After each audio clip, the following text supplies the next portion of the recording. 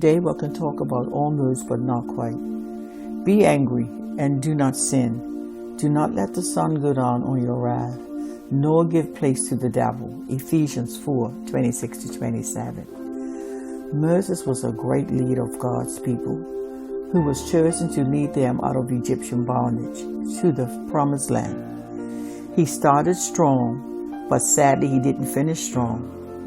When the people complained that there was no water, Moses, frustrated and angry, caused him to respond wrongly by striking the rock instead of speaking to the rock as God had commanded him.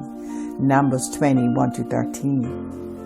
As a result, it caused him not to see the promised land. Instead of allowing the people's criticism to drive him towards God, he allowed his anger to disobey God.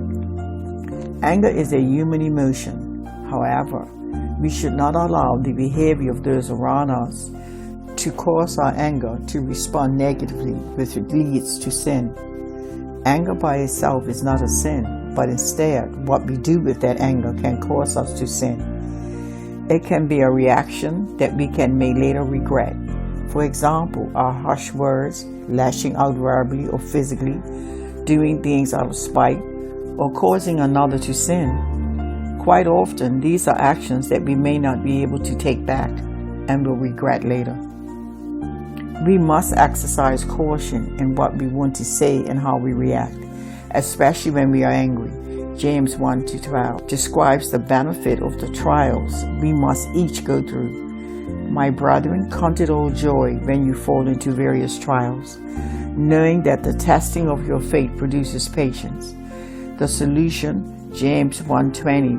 So then, my brethren, let every man be swift to hear, slow to speak, slow to wrath, for the wrath of a man does not produce the righteousness of God.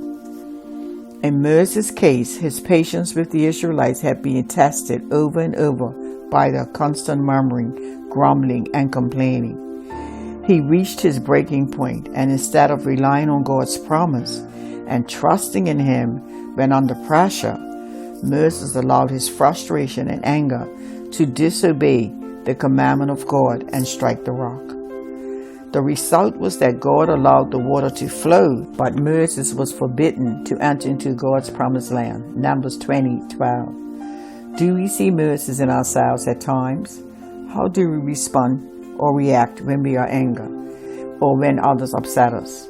What can we learn from Moses' example? Do we allow others to push our buttons when we get frustrated or angry? I know there are times when we reach our breaking points, but it's not being angry that is the sin. It is how we respond. The truth is that even Moses, just like us, had to learn the lesson that the sin of anger may cause us to dishonor God and keep us out of a promised land as well. The consequences of Moses' sins: 1. The Lord was dishonored. 2. Moses was shut out of the promised land. 3. Sin will keep us from enjoying the blessings of God. God will not overlook those who refuse to obey His word. God bless.